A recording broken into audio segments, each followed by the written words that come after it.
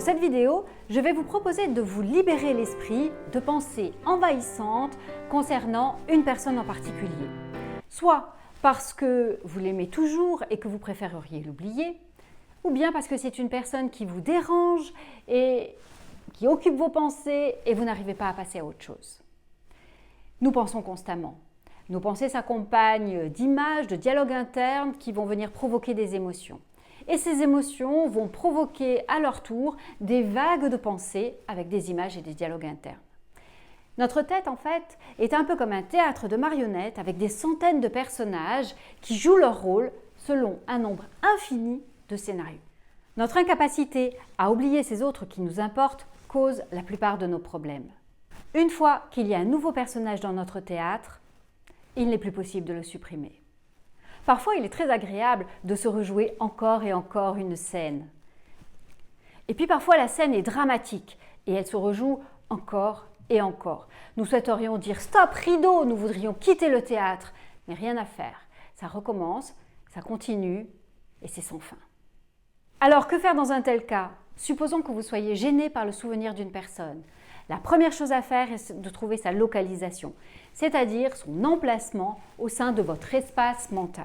Une fois que vous l'aurez identifié, vous pourrez commencer à chercher des façons de l'enlever de cet endroit. La plupart des interventions que nous verrons ensemble consistera à déplacer des personnifications d'un endroit vers un autre endroit qui sera plus favorable pour vous dans votre espace mental.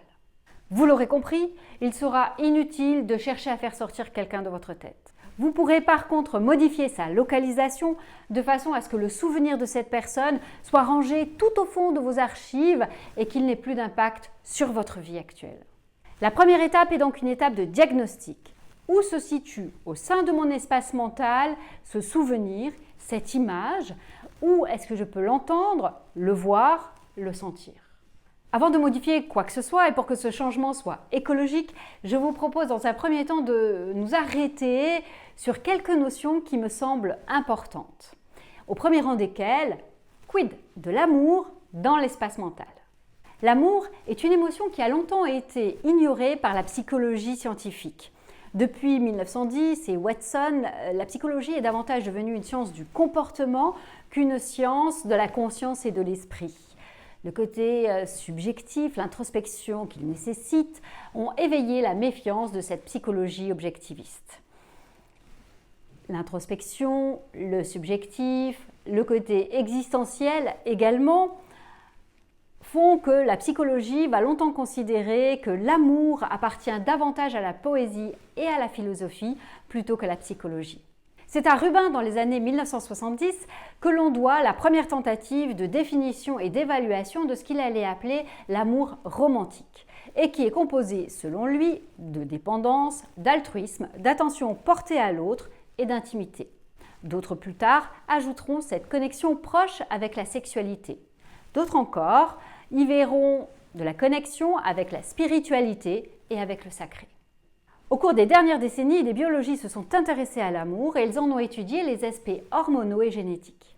Nous savons désormais que l'odeur des phéromones guide aussi bien les papillons que les êtres humains pour trouver leur partenaire. Dans les années 2000, 3 professeurs de psychiatrie de l'Université de Californie de San Francisco, Lewis, Amini et Lamon, ont démontré l'implication et le rôle d'anciennes structures anatomiques au sein de notre cerveau. Baker et Oram, en 1998, dans leur livre Baby Wars, expliquent que nous ne pouvons comprendre l'amour que lorsque nous le considérons comme étant le résultat d'une urgence individuelle à se reproduire. Tout ce que nous ferions par amour aurait pour objectif de produire le plus de descendants possible. Mais revenons à l'espace mental. Le psychologue allemand Leo Pannekoek a lui utilisé l'hypnose pour induire de forts sentiments amoureux. Ceci nous montre que l'amour est une capacité mentale. Pour ressentir de l'amour, nous n'avons pas besoin que la personne soit présente. L'amour est donc une activité mentale basée sur l'imagination. Et nous pourrions dire que les gens disposent de compétences propres pour créer à l'intérieur d'eux-mêmes cette expérience de l'amour. Pour aimer, vous avez besoin de voir, d'entendre, de sentir, de ressentir, de goûter l'autre. Quand vous ressentez de l'amour pour quelqu'un, vous faites quelque chose de spécial à la personnification qui la représente et ce quelque chose de spécial va vous permettre de faire la différence entre sa personnification et la personnification de personnes que vous pourriez juste bien aimer. Le souvenir d'une personne est trop présent dans votre vie? Allez, ça va changer.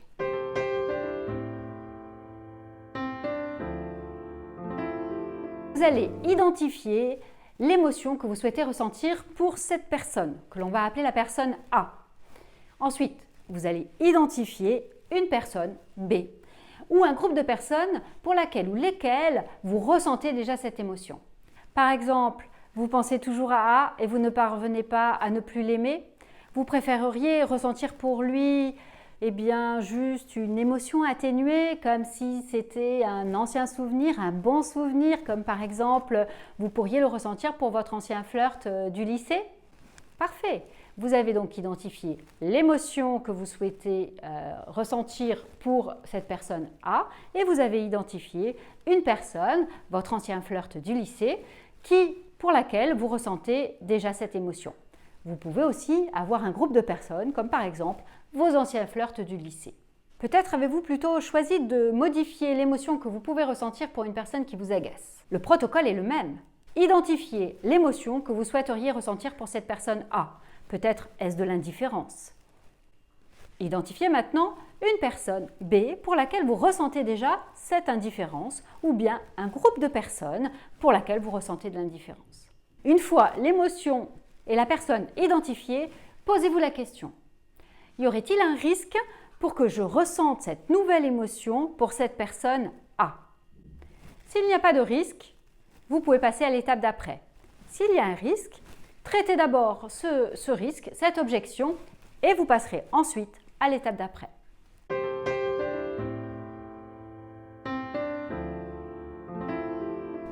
Localisation de la personnification.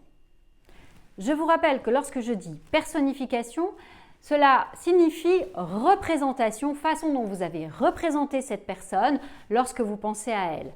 L'image, par exemple. La localisation est l'endroit où vous avez positionné cette représentation au sein de votre espace mental tout autour de vous. Allez, c'est parti pour cette identification. Fermez les yeux.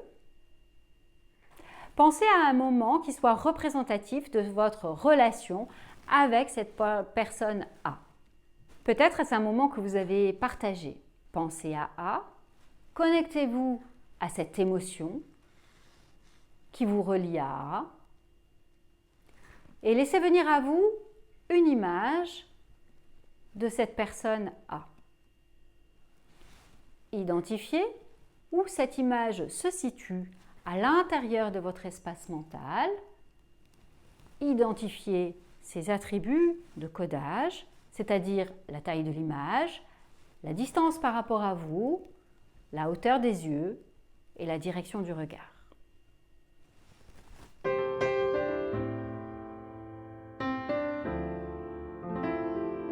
Identification de la localisation de la personne B.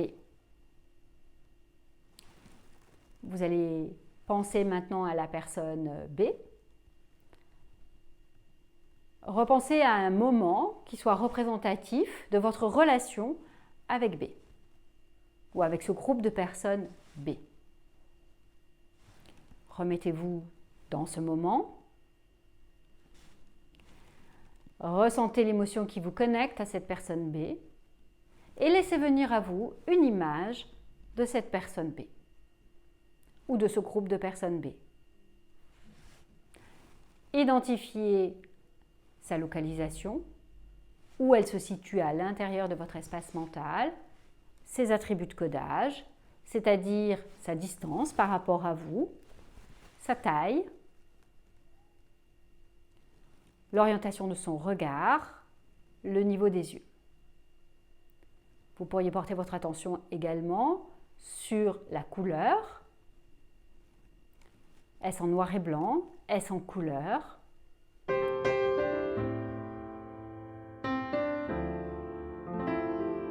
Étape numéro 4, l'étape du changement.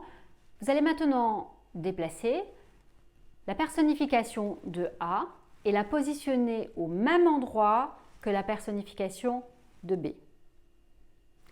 Alors que vous avez déplacé cette personnification, observez l'impact que ça peut avoir sur vos ressentis.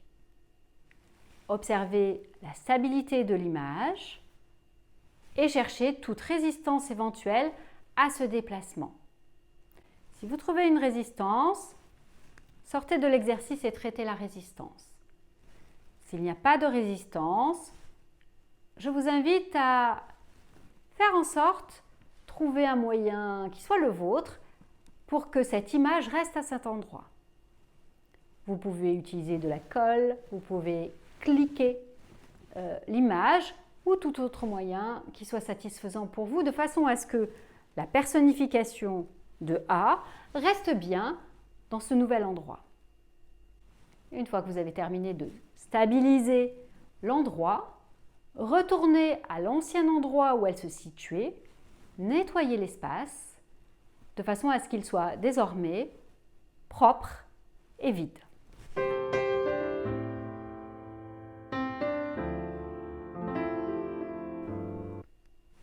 Dernière étape, nous allons faire un petit tour dans le futur. Pensez à une situation dans laquelle vous pourriez avoir des nouvelles, par exemple rencontrer la personne A. Alors que vous imaginez cette rencontre et que vous vous imaginez en train d'être en contact avec elle, observez l'impact émotionnel que cela peut avoir, de façon à vérifier que le changement a bien eu lieu. C'est terminé. Je me demande à quel point vous allez pouvoir être curieux de constater comment le fait d'avoir l'esprit libre constitue des bénéfices dans votre vie aujourd'hui, demain et dans les jours à venir. Bravo, c'est terminé. Vous savez désormais comment organiser au mieux votre espace mental. Vous êtes prêts pour la prochaine étape, comment gérer des relations difficiles. À bientôt, merci. Et n'oubliez pas d'aller lire les articles sur isabelle-loire.fr et vous pouvez retrouver mes vidéos sur YouTube. À bientôt. Au revoir.